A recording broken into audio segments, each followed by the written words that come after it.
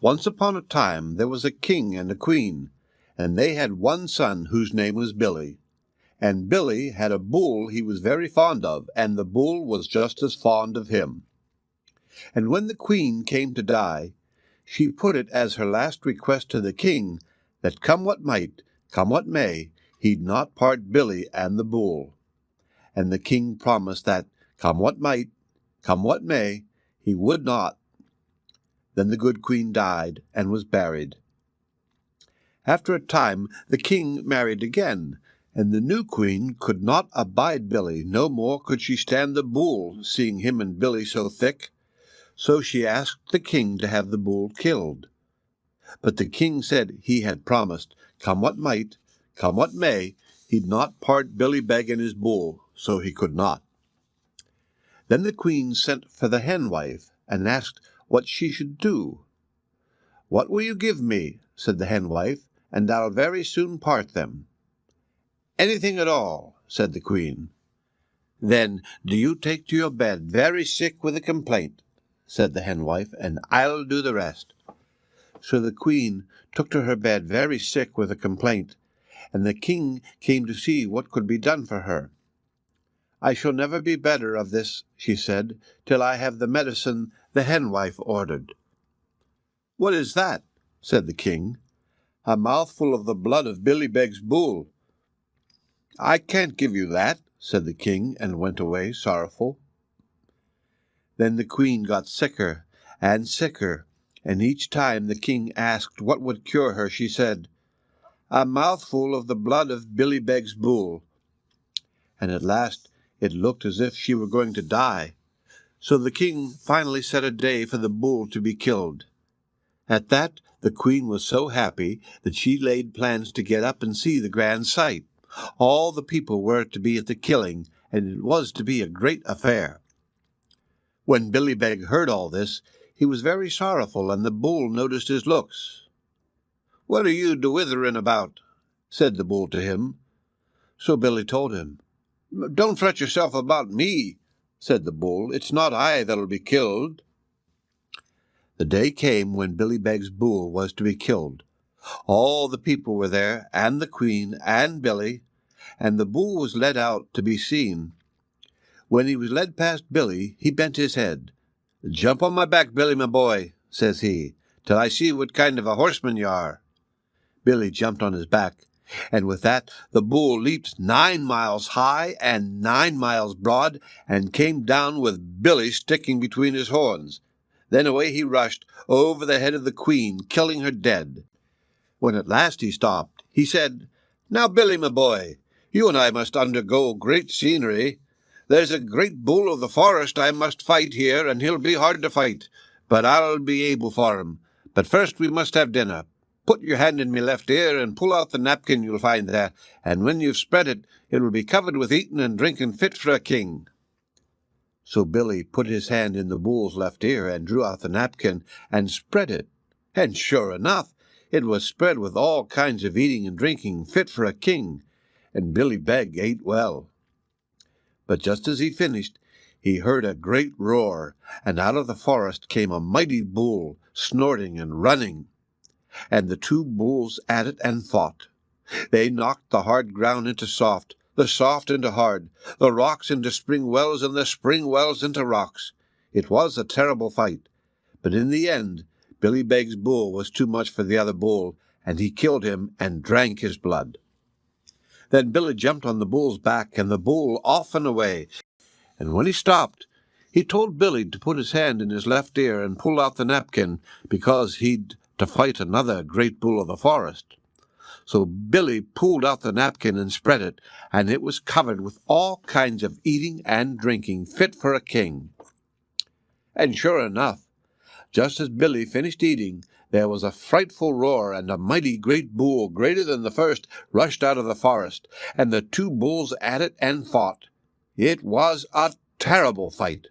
They knocked the hard ground into soft, the soft into hard, the rocks into spring wells, and the spring wells into rocks.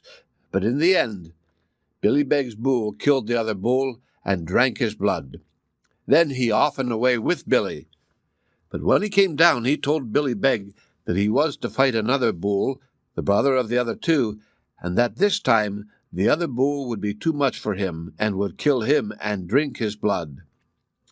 "When I am dead, Billy, me boy," he said, "put your hand in me left ear and draw out the napkin, and you'll never want for eating or drinking.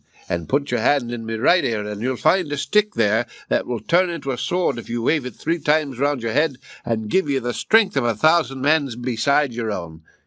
Keep that, then cut a strip of me hide for a belt, for when you buckle it on, there's nothing can kill you." Billy Beg was very sad to hear that his friend must die, and very soon he heard a more dreadful roar than ever he had heard, and a tremendous bull rushed out of the forest. Then came the worst fight of all. In the end, the other bull was too much for Billy Beg's bull, and he killed him and drank his blood. Billy Beg sat down and cried for 3 days and 3 nights. After that he was hungry, so he put his hand in the bull's left ear and drew out the napkin, and ate all kinds of eating and drinking. Then he put his hand in his right ear, and pulled out the stick, which was to turn into a sword if waved round his head 3 times, and to give him the strength of 1,000 men beside his own. And he cut a strip of the hide for a belt, and started off on his adventures. Presently he came to a fine place. An old gentleman lived there, so Billy went up and knocked, and the old gentleman came to the door. "Are you wanting a boy?" says Billy. "I am wanting a herd boy," said the gentleman, "to take my 6 cows, 6 horses, 6 donkeys, and 6 goats to pasture every morning, and bring them back at night." "Maybe you do." "What are the wages?" says Billy. "Oh, well," says the gentleman, "it's no use to talk of that now. There's 3 giants live in the wood by the pasture, and every day they drink up all the milk and kill the boy that looks after the cattle. So we'll wait to talk about wages till we see if you come back alive." "All right," says Billy, and he entered service with the old gentleman. The first day he drove the 6 cows, 6 horses, 6 donkeys, and 6 goats to pasture, and sat down by them. About noon he heard a kind of roaring from the wood, and out rushed a giant with 2 heads, spitting fire out of his 2 mouths. "Oh, me fine fellow," says he to Billy, "you're too big for 1 swallow and not big enough for 2. How would you like to die, then? By a cut with a sword, a blow with the fist, or a swing by the back?" "That is as may be," says Billy, "but I'll fight you." And he buckled on his hide belt, and swung his stick 3 times round his head to give him the strength of 1,000 men besides his own, and went for the giant. And at the first grapple Billy Beg lifted the giant up and sunk him in the ground to his armpits. "Oh, mercy, mercy! Spare me life!" cried the giant. "I think not," said Billy, and he cut off his heads. That night, when the cows and the goats were driven home, they gave so much milk that all the dishes in the house were filled, and the milk ran over and made a little brook in the yard. "This is very queer," said the old gentleman. "They never gave any milk before. Did you see nothing in the pasture?" "Nothing worse than myself," said Billy, and the next morning he drove the 6 cows, 6 horses, 6 donkeys, and 6 goats to pasture again. Just before noon he heard a terrific roar, and out of the wood came a giant with 6 heads. "You killed me brother," he roared, fire coming out of his 6 mouths, "and I'll very soon have your blood. Will you die by a cut of the sword or a swing by the back?" "I'll fight you," said Billy, and buckling on his belt and swinging his stick 3 times round his head, he ran in and grappled the giant, and at the first hold he sunk the giant up to the shoulders in the ground. "Mercy! Mercy! Kind gentlemen!" cried the giant. "Spare me life!" "I think not," said Billy, and cut off his heads.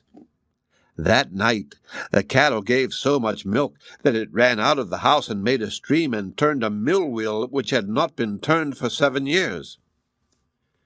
"It's certainly very queer," said the old gentleman. "Did you see nothing in the pasture, Billy?" "Nothing worse than myself," said Billy. And the next morning the gentleman said, "Billy, Do you know I only heard one of the giants roaring in the night, and the night before only two? What can ail them at all? Oh, maybe they are sick or something, says Billy.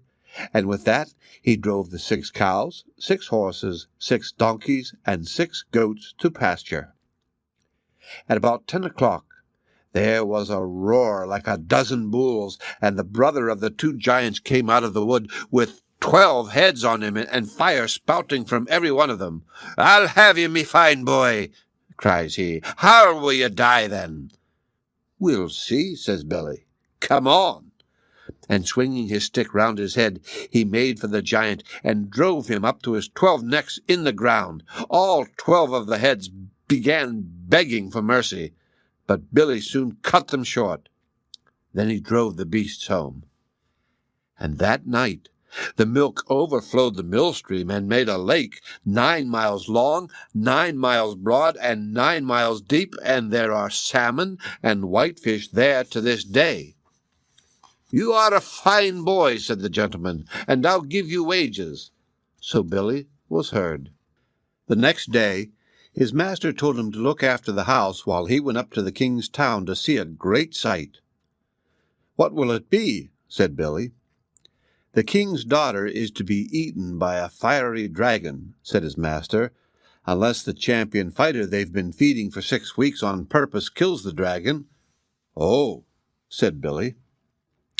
After he was left alone, there were people passing on horses and afoot, in coaches and chaises, in carriages and in wheelbarrows, all going to see the great sight.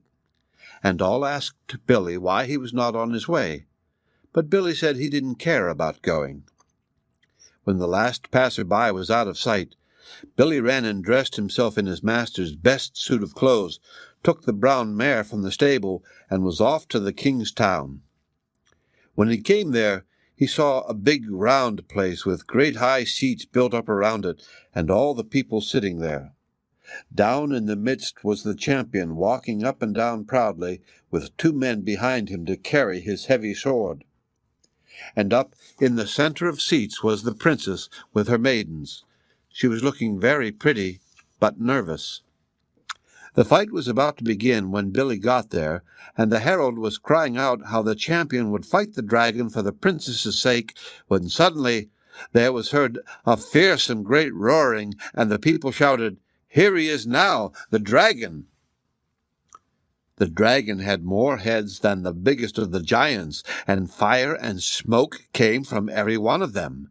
And when the champion saw the creature, he never waited even to take his sword. He turned and ran, and he never stopped till he came to a deep well, where he jumped in and hid himself up to the neck. When the princess saw that her champion was gone, she began wringing her hands and crying, "Oh, please, kind gentlemen, fight the dragon, some of you, and keep me from being eaten." "Will no one fight the dragon for me?" But no one stepped up at all, and the dragon made to eat the princess. Just then out stepped Billy from the crowd with his fine suit of clothes and his hide belt on him. "I'll fight the beast," he says, and swinging his stick 3 times round his head to give him the strength of 1,000 men besides his own, he walked up to the dragon with easy gait. The princess and all the people were looking, you may be sure, and the dragon raged at Billy with all his mouths, and they at it and fought. It was a terrible fight, but in the end Billy Beg had the dragon down, and he cut off his heads with the sword. There was great shouting then, and crying that the strange champion must come to the king to be made prince, and to the princess to be seen. But in the midst of the hullabaloo, Billy Beg slips on his brown mare and is off and away before anyone has seen his face. But quick as he was not so quick but that the princess caught hold of him as he jumped on his horse, and he got away with 1 shoe left in her hand, and home he rode to his master's house, and had his old clothes on and the mare in the stable before his master came back. When his master came back, he had a great tale for Billy. how the princess's champion had run from the dragon, and a strange knight had come out of the clouds and killed the dragon, and before anyone could stop him, he had disappeared in the sky. "Wasn't it wonderful?" said the old gentleman to Billy. "I should say so," said Billy to him. Soon there was a proclamation made that the man who killed the dragon was to be found, and to be made the son of the king and husband of the princess. For that, everyone should come to the king's town and try on the shoe which the princess had pulled from off the foot of the strange champion, that he whom it fitted should be known to be the man. On the day set, there was passing of coaches and chaises, of carriages and wheelbarrows, people on horseback and afoot, and Billy's master was the first to go. While Billy was watching, at last came along a raggedy man. "Will you change clothes with me, and I'll give you boot?" said Billy to him. "Shame to you to mock a poor raggedy man," said the raggedy man to Billy. "It's no mock," said Billy, and he changed clothes with the raggedy man and gave him boot. When Billy came to the king's town, in his dreadful old clothes, no one knew him for the champion at all, and none would let him come forward to try the shoe. But after all had tried, Billy spoke up that he wanted to try. They laughed at him and pushed him back with his rags, but the princess would have it that he should try. "I like his face," said she. "Let him try, now." So up stepped Billy and put on the shoe, and it fitted him like his own skin. Then Billy confessed that it was he that killed the dragon, and that he was a king's son. And they put a velvet suit on him and hung a gold chain round his neck, and everyone said a finer-looking boy they'd never seen. So Billy married the princess and was the prince of that place.